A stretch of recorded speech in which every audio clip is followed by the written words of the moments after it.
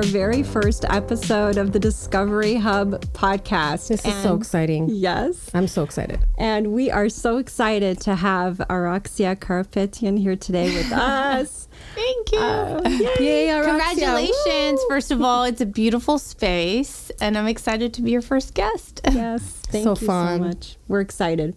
So just as introduction, we were thinking maybe to introduce yourself just briefly to our listeners. And I introduce myself? Yes. Oh, boy. Okay. Well, I anchor the morning news on Fox 11 on Good Day LA. And these days you can catch me from 9 until noon. We just added another hour. I guess you could say at 9 we have more news and substance. And then as the morning goes on, it gets a little softer, a little less serious. This will totally segue into our first question and discussion for today. So, I've been watching you also on Instagram, and you just do such a great job in documenting your mornings.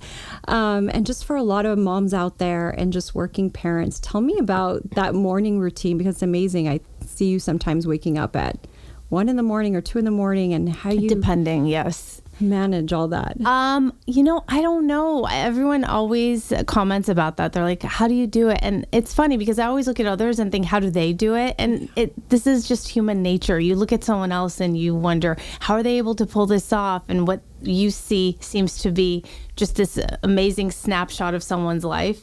And trust me, it's hectic and crazy and a mess, and I don't even know what I'm doing. Every morning I'm like, okay, let's just get through the day, right? It's just about survival.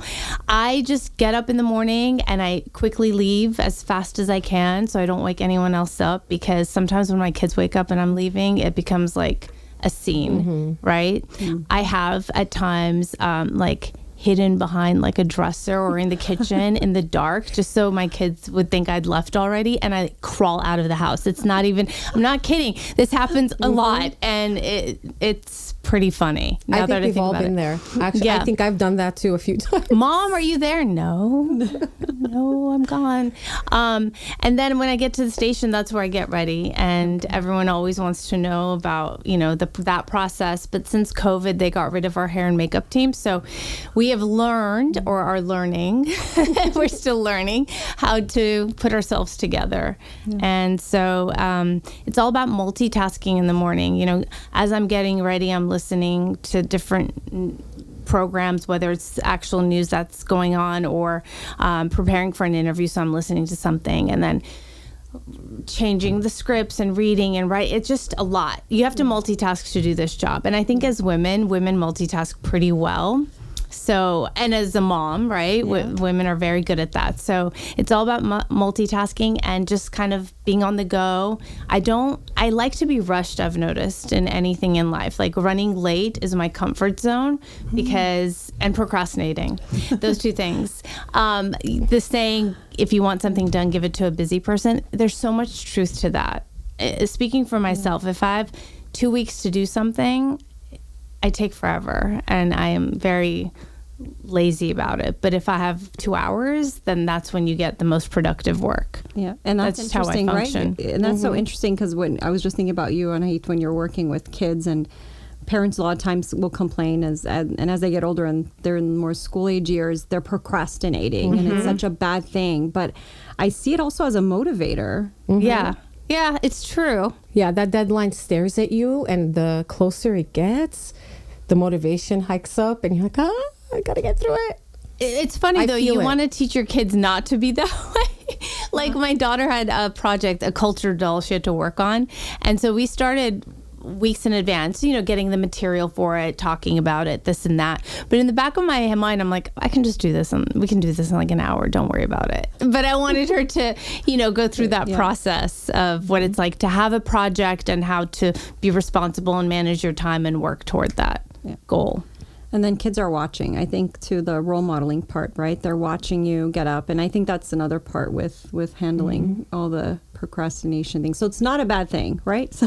Yeah, no, I don't think so. We can spin it around and make it positive. And exactly. Make it work for us, you can spin anything. So true. So talking about all that, the guilt of keeping yourself together and being there as a mom and being there as a career person and just feeling that pressure of all the sides. And then, you know, knowing you have cultural expectations, you have all these things are popping up.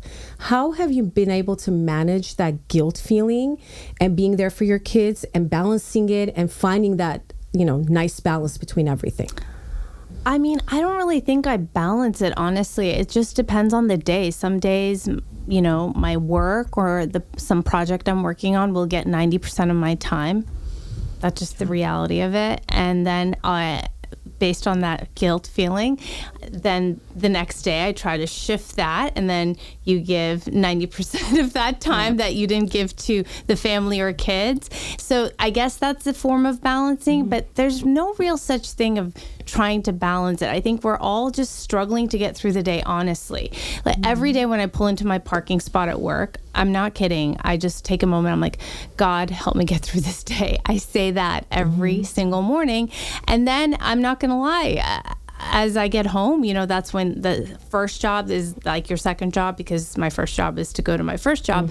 But technically your first job is a mother, and that kicks into gear, and I'm looking at the clock like, okay, when's bedtime? You know, because you're running around from this activity to that. Most of the time I feel like I'm an Uber driver chauffeuring them from this place to the next. Sometimes I don't pull into my driveway until I don't know, like 7 o'clock at night, and I left at say 4:30 in the morning. It's just how it is. But everyone's going through a version of that. So sometimes I feel as though people look at what I'm doing and they're like, oh, how do you do it? It's so incredible. But it's like, you're doing the same thing in a different way.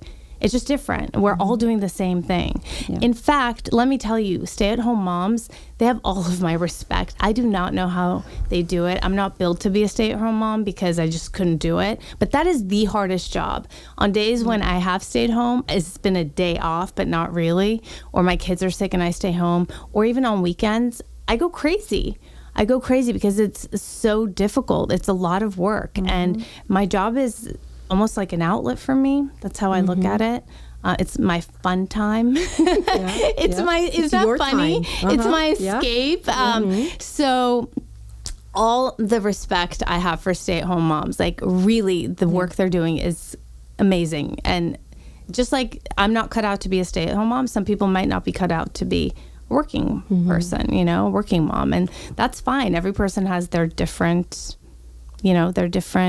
priorities, and they want to do things a certain way. But bottom line, we're all going through the same thing, just in a different way.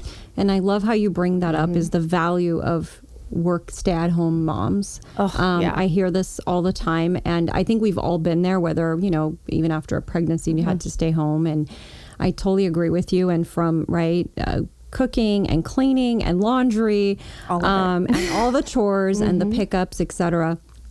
And I know I used to always say, like, I feel like an Uber driver, still do till they get their license. And I don't even want to think about that. Right. Oh, scary. Yeah. I remember when I got my license, my mom, I was one of the first because I was older in my grade.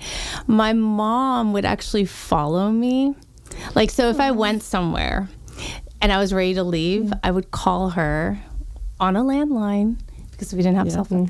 I would call her and I'm like, hey, I'm going to leave. And I didn't want to tell anyone because it was embarrassing that my mom, so she would come and park on the street, like behind my car, to then follow me home or wherever we were going to go next, because she was just nervous about me driving. This was just in the beginning, obviously, but it was pretty embarrassing, but that was the only way she would let me go. But now looking back, don't you feel like, oh, I get it? Yep, oh, totally. I see it now. I really do. 100%. But you were upset at the time. Do you remember feeling upset? I was uncomfortable. I didn't like it. I didn't like it at all, of course. But, you know, even now I tell my mom, like, how did you let me go study abroad? And she's like, I didn't let you. You just didn't take no for an answer. And I'm like, oh my gosh, I hope my kids aren't like me, except they are. So I'm scared. Let me ask you this. Do you feel my son will always say, it's like, oh, you're so overprotective. And, you know, and I think that word goes around a lot. How do you feel as a mom? Like, I know they're still little. Yeah. But do you feel, you know, and that goes back into helicopter type parenting, right? which we want to give them that independence also. You want to be a hummingbird parent. Did you know that one? I like that. I didn't know this either. We were talking about this on TV. This is a while back, about the type of parent you are, and helicopter was brought up, and I said, I don't think I'm a helicopter necessarily. I don't know what I am, and I tried to describe it, and a viewer actually sent me an email and said, there's something called a hummingbird parent, where you're there, but you're kind of letting them figure it out. And when and if necessary, you'll swoop in, but you're not like necessarily over them. You know, Right. you're giving them the autonomy. So I can see myself there. I like that one. I like that. And I like hummingbirds a little better than you. So Yeah, well, the whole helicopter parenting concept, right? It's hovering, it's, you know, and I think that comes from the parents' anxiety and you don't know what each person's trauma was or what they experienced as a parent, right? the hard or part growing is up. kids have a hard time developing in a helicopter parent situation. Their independence is part of their development. And so you don't give them the chance to explore, figure themselves out. Then you get a situation that they're never going to be able to do anything for themselves. They're just Right. going to sit there and wait for a prompt, wait for somebody to tell them what to do and when to do it. And So you know, that's as a hard. parent, you don't want to have your kid, of course, experience sadness or uncomfortable situations. You want to protect them from those bad feelings, but then you look back at your own life, at least I do. And I'm like, well, I did go through difficult times. I mean, I moved to this country and I couldn't speak the language, and I was just thrown into school, and it was an American school. I didn't have the luxury of going to a community where the majority of the people are Armenian or Armenian speakers. And so, of course, you know, I'm in a school environment where I don't know the language, I'm in a strange place, and I had to figure it out. And I do remember being sad or feeling left out or not knowing, you know, what the heck is going on. I had all those feelings, all the feelings I'm trying to prevent them from having, I had, but I figured it out. So you have to let them figure it out. And that builds resilience and gives you the wings to, what did you do? You explored your life afterwards. You went here and you went there and you expanded in the person you're supposed to be today. So that's a beautiful thing. Yeah, absolutely. I just don't like said my without kids to the- be sad. So even, you know, kids are cruel.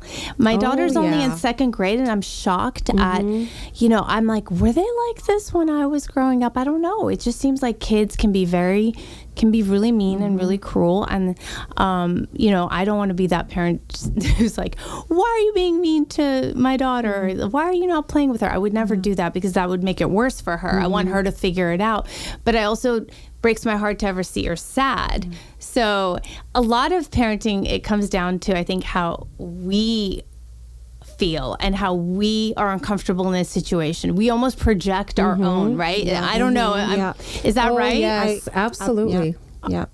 Well, and you bring up an important point is, what is it that you felt growing up? And it's kind of like, I want to protect you from that emotion, but that very emotion is actually it's healthy. You know, it just reminds me, my daughter says all the time, she's like, leave me alone, Mom. Let me be sad. I can be sad.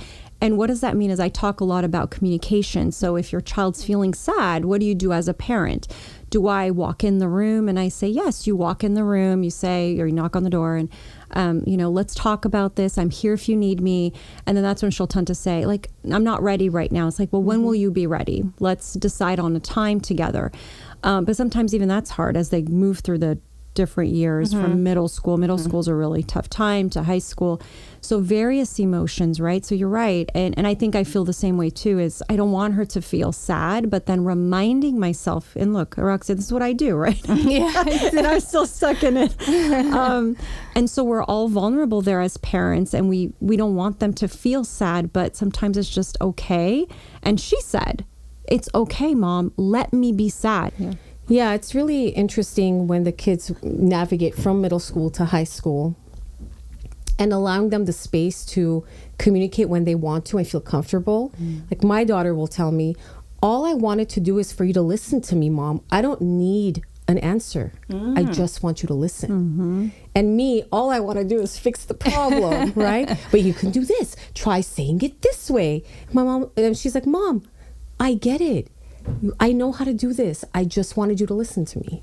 So I'm like, oh, okay. I gotta figure this out. Right. I'm not good at just listening. I gotta fix it. Yeah, well, and that reminds me of asking them something like, do you want me to listen or do you want me to give you feedback? Right? Even in our adult and relationships. now I do that because I was like, okay, I got to give her the autonomy to ask from me what she needs, and I can't just assume I know. You're outside of my body now, and so you're your own human. How? I don't know, but yes, you are. It's hard. Honestly, being a parent, of course, going into it, it's going to be difficult, but once you're in it, you don't realize, wow, this is the hardest thing I've ever done and will ever do and am doing. And I don't think people really think about it. And now that I know, I'm like, wow, I don't know. Had I known all of this, would I have wanted to have kids? I don't know. And the world is such a crazy place, and there's so much we can only control, right? So even us, like, you raise a kid with the values, the morals, the foundation you want them to have. And that's what you can control somewhat. But then the outside factors you have zero control over. And that really scares me because I don't know who they're going to encounter along the way or what situation. And I can't control that. And the thought of that petrifies me. And you mentioned control, which is a big thing, right? And I think that's part of the whole letting go process, right? And that's the hard part as a parent to navigate is, as we have these hard days, which we will, and, we talk about bullying or something, like you said, happened at school, and they're sad and they just, are struggling with this. And some kids struggle with this every day. And then you have social media and the online bullying that doesn't stop. And what do you do? And so you're right. I mean, we live in a crazy world right now, right? It's just evolving. I call it's an evolving world, and where everyone's just hiding behind a screen, right? Well, we certainly didn't grow up with social media. So I don't know that world with kids. I don't know, It's really hard. It really is hard. Do your kids are older, both of you. Do they have phones, and are they on social media? They are, as much as, I try to control it. They're going to be on there. You do your best. But again, it comes to, the identity piece is really important, how they identify themselves in this world. I recently had a very interesting conversation with my daughter. She said, Mom, it's too hard to be Armenian. I don't want to be Armenian anymore. And I said, whoa, wait. I've worked so hard to instill the language, the culture. We can't lose it. We're losing our country. You got to stay Armenian. She said, the burden is too hard to bear. I don't want to be Armenian. And I had to be okay with that. I can't tell her no. She's right. The burden is hard to bear. So I said, you know what? You're going to change your mind one day. Right now, you can feel this way. That's okay. Wow. Like, identity is such a hard thing. And then they talk to their friends online. Mom, I have a friend in, I don't know, Rhode Island or whatever. I'm like, what? How do you have a friend in Rhode Island? How's this person a friend? Yeah, Mom. Yeah, they're my friend. So how do you navigate that? Are they really their friend? Is this really a person your age? Are they older? Who is this person? You've got to somehow get in there. And what I've done, actually, I became their friend online. So I like their posts, even if it's crazy. The Rhode Island friend? All of them. I'm like, oh, hello, my daughter. So good. You're my friend now. So well, I watch what they're doing. What if they like mute you or block you or restrict you? They can. Right. But at least I feel better about it. So I can feel like I'm in more control than I have. So. But that means their posts are public, right? Because if someone's private, you can't. So you're just hoping they stay public. Yeah, like, I keep wanting to watch what you're doing. So I try to, be present online. I try to, I don't know, Regine, how do you feel about that? Like, for me, that's how I try to keep on top of things. Well, that's a question I get a lot, is what's an appropriate age? And I'm going to admit it, right? This is about us all being vulnerable and just, I've made that mistake, right? So mine are much older in terms of when I say mistake regarding the phones and when to have social media. And right now, if I had to do a do-over, so I always tell them, like, your kids are not there yet, so I would wait till 8th grade. When did you give them phones? I think they were in 6th grade. Ooh, okay. Yeah, same. And I'm going to say this, and I have a lot to say, and this is around the time a lot of, I think there was a lot of those Netflix movies coming out, and we were getting a lot of messages, I remember, from the school, and just trying to open the conversations, right? Mm-hmm. Look, there's a positive and negative. There's everyone's, when kids meet nowadays, like, oh, what's your Snap? Well, I don't have Snapchat. Oh, then there's Wait, the is bullying. Snapchat still a thing? Yes, that's how they communicate. Is. Oh, I didn't realize it was still... The pictures disappear after a while, so they think it does. Yeah. That's why they like using that platform. Like if they take pictures or whatever, it's kind of, it disappears. Nothing after a while. disappears, though. They think Nothing. it disappears. Yeah. But I think it goes back to what we're talking about is educating them and having these conversations, right? And because we can't control, you can control up, there's a limit up to what you can control. Have I had the talks about what's appropriate, not appropriate to post? Absolutely. Have stuff happened? Absolutely. And I think it's just taking those negative moments or something that you don't think is okay as a parent and continuously talking about it. And eventually it seeps in. Because I think that when they see it, everyone else is seeing it. And when I say inappropriate post is what you're wearing, how you're presenting yourself to the world, right? You talk about identity. It's actually them trying to kind of also fit in and look good. And well, my friend's doing it, so I can do it. And having that conversation. So then you go into heavier stuff. You're talking about by 7th grade, 8th grade, you're talking about, well, even earlier now, 6th grade, drugs and vaping. And, I understand your friend's doing it, but that doesn't mean that you have to get into that. And what are the side effects? Now, you're just that sounding board. You're listening, you're talking, you're explaining. That doesn't mean they're not going to do it, right? So, and it just depends again on the parenting style. But I think the most important thing is, what's the scariest thing is for them not to feel left out. To not feel different, and everyone has that. And some kids will be easier going, Araksya, than others. Maybe your kids by those like, oh, I'm not really interested in that. And I do have clients, they don't really care about that, and they're fine with that decision. But it just depends what type of child and what's going on. But if you make that rule and you're like, you're not getting a phone till 8th grade, you're not getting social media till 8th grade, then that's a decision we make, and we keep on talking about that. And I think a lot of parents will agree, right, on that, and say, oh gosh, I wish I did it sooner. We should do a poll on that. That's a good poll. When? How? Do you regret giving the phone to your child too early? If you could do it over again, if you could do it over again, yeah. would you do it again? Yeah. And I'm really curious of those stats, because I would say yes. I would say I wish I waited. For the maturity level, right? It's all about maturity level and posting. They almost have to have a class on this at No, school, really, right? It's so, there are some parents that don't know how to talk about it with their kids. They'll call me at school. Yeah. Can you please talk to my daughter about her phone usage? Oh, okay. What are the rules at your house? What do you want me to say? All of those things, but you have to like consistency. Yeah. You bring it up over and over again. Make sure they remember what the rule is, and they're going to break the rule, and then remind them, okay, well, now this is what's going to happen. And then hopefully they learn. So screen time. Have you heard of screen time? You know screen time? Yes, and I'm a big violator of it.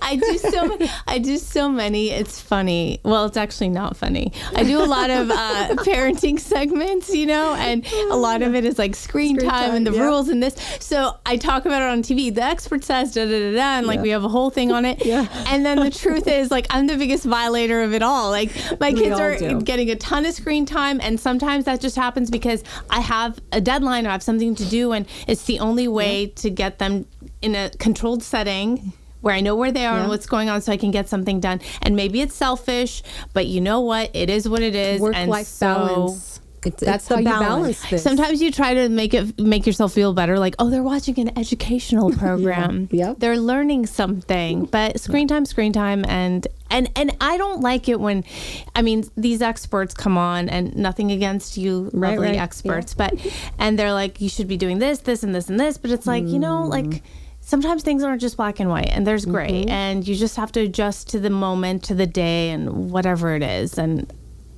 that's just the only way I can do it. I can't follow rules. And you shouldn't feel guilt about that.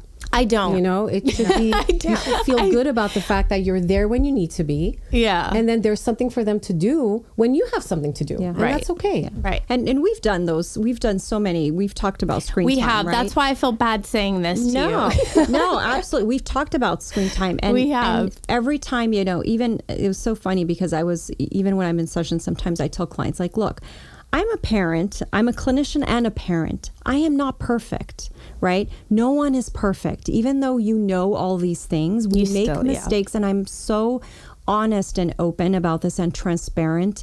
Even I teach positive parenting, and I tell them, look, I know what you're struggling with. My kids are not like, people will tell me, oh, your kids must be so well, you know, adjust and behave. I said, no, they're kids. And when I close that door, when I leave work, or, you know, or now I'm on Zoom, I'm mom. I'm Regine. I'm not the clinician. And the same thing in relationships. I'm not the psychologist. Don't say I know everything, because I don't. I love that you say that, though, because yes, you do look at people who are licensed psychologists or therapists, and you're like, oh, they have it all figured out.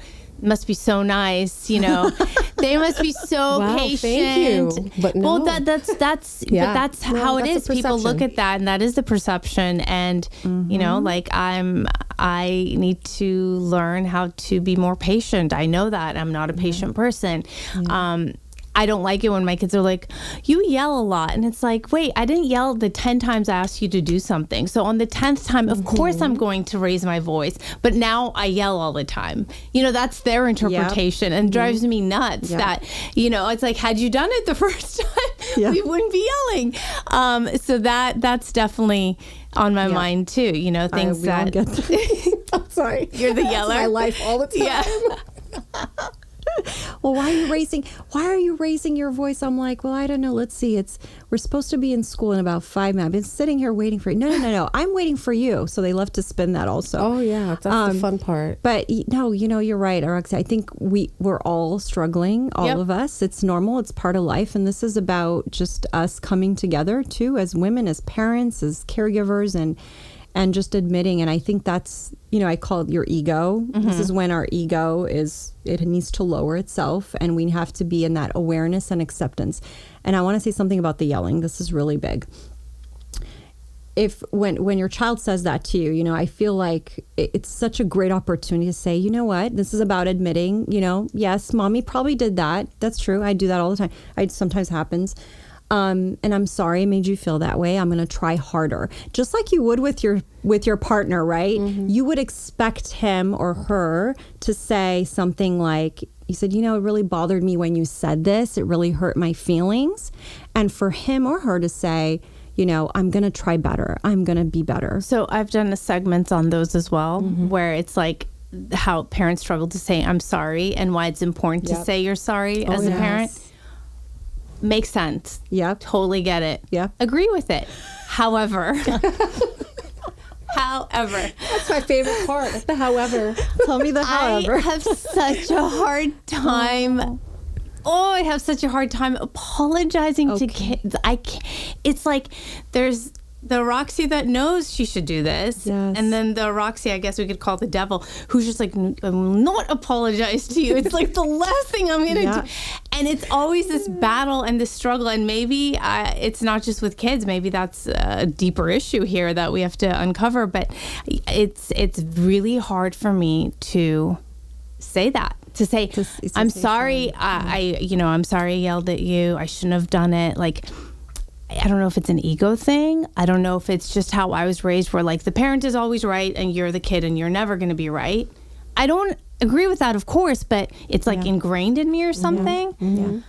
What does it feel like? Let me ask you this. That's interesting. Is this turned into a therapy session? This is a little therapy session. No, but it's great because I think that I'm just so, I love it how you just said that. And you're just a role model just by saying that. And you know how many women you're going to inspire right now, and men and fathers and mothers and caregivers and grandparents who should admit to that. It's like, it's really hard for me to say sorry, and understanding why. I think I'm always curious of the why.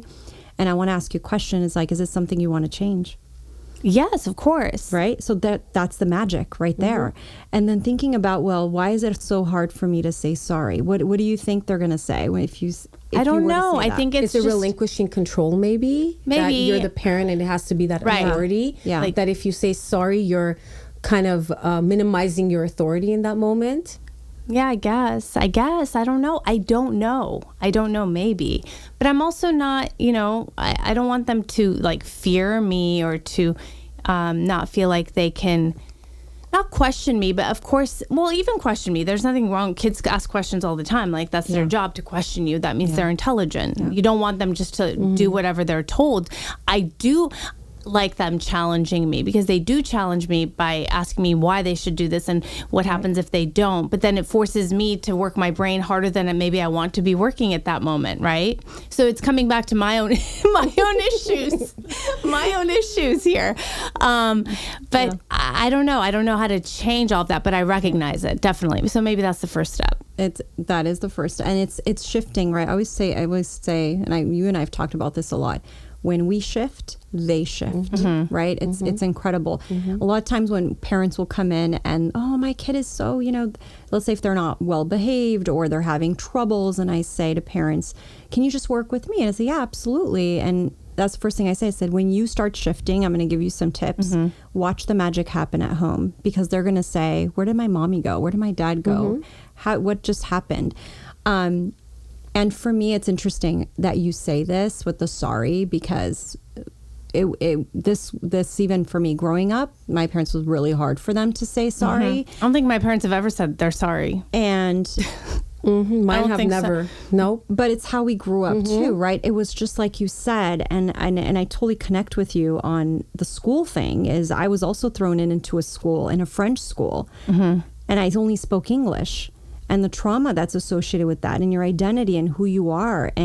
But we had to pick ourselves up by the bootstraps and just figure it out. Like no one asked us, are you okay?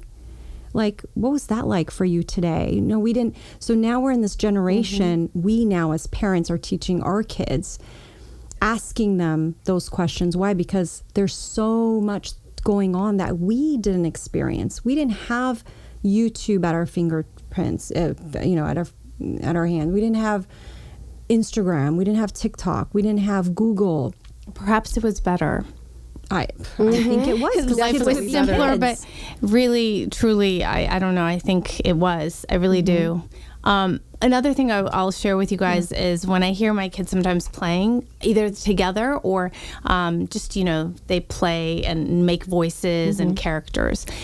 And sometimes when they're being the mommy and they're speaking like really authoritatively and not very nicely. And then I'm like overhearing it on the side and I'm like, oh my God, is this me? Like, because they're copying what they hear and see. And I'm like, Savon, Zona, that's not really nice. You need to speak nicer. And then I'm like, uh-oh.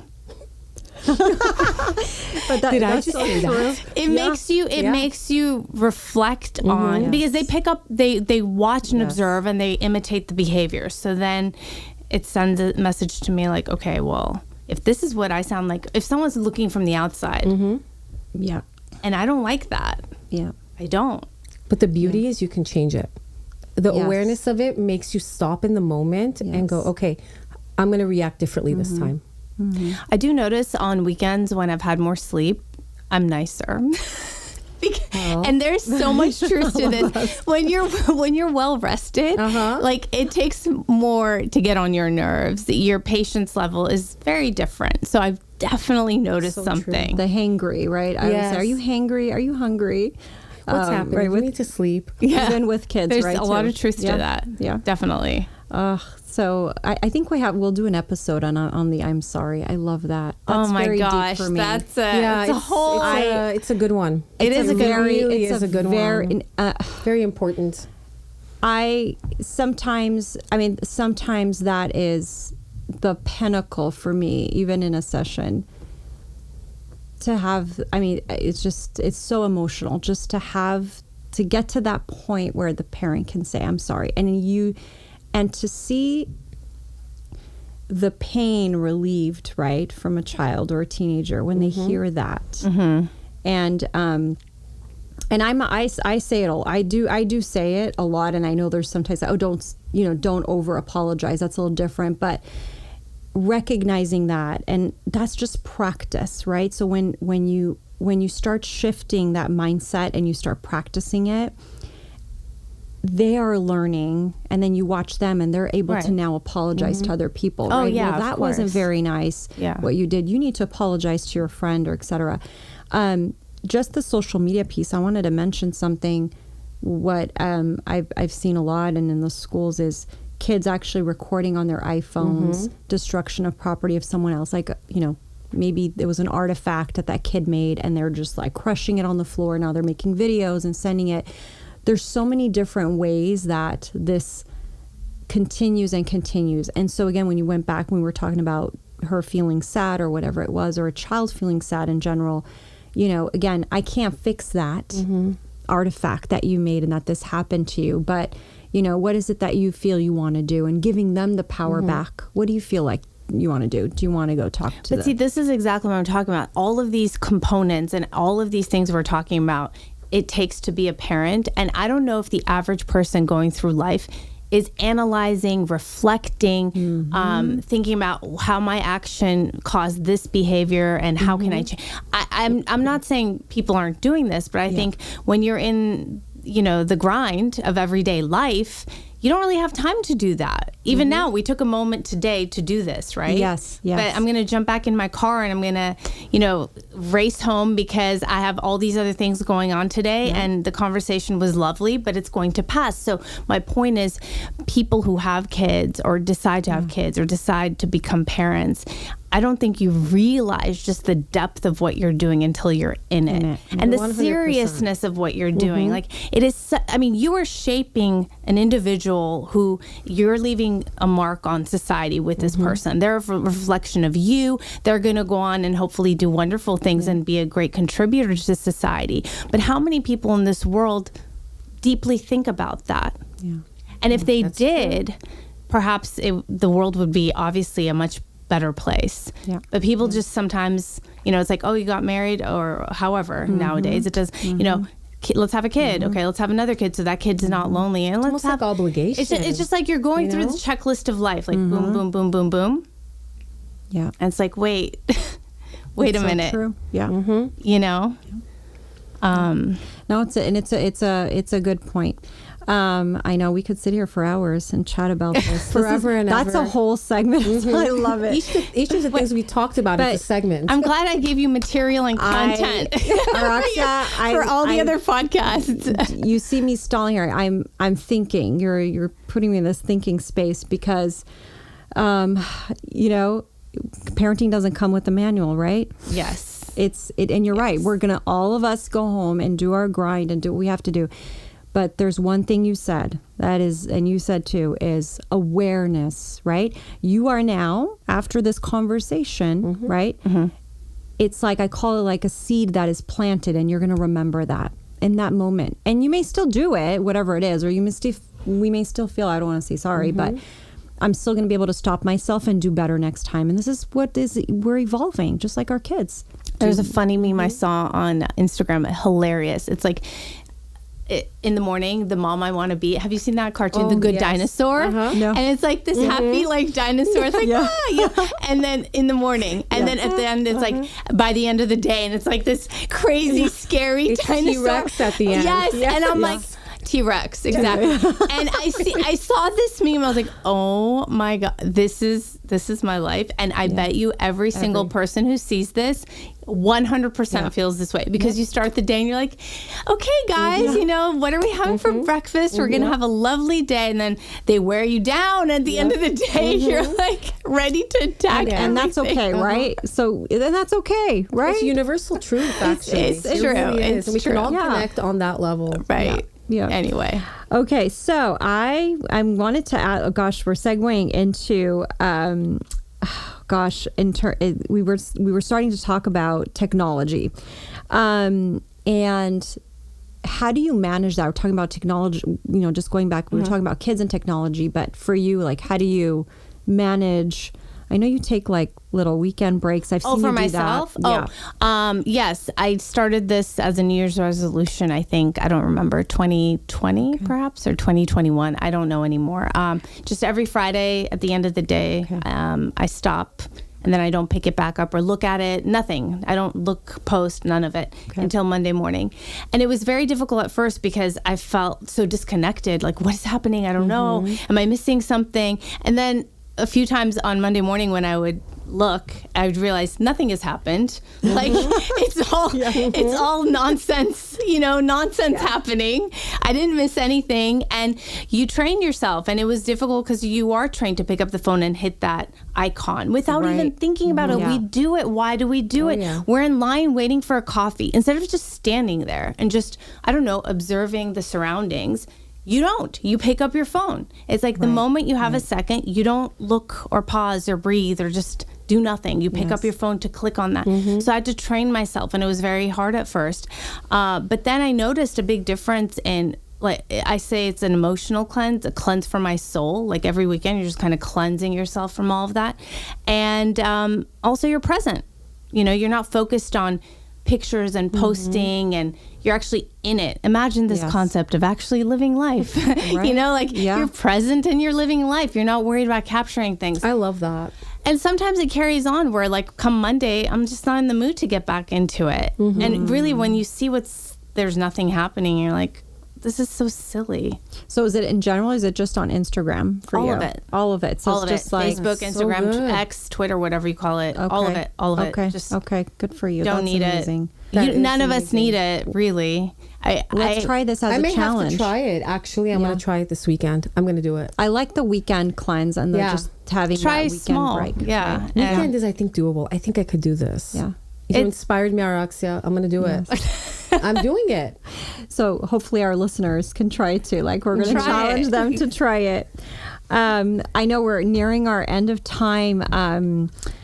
I just wanted to say, Araksya, you're very inspiring, and it's so nice to be able to have these conversations with real people, real mothers, real humans out there who, you know what, we struggle on our own sometimes because we're not supposed to struggle. We're supposed to do it all the time and not complain and smile through it.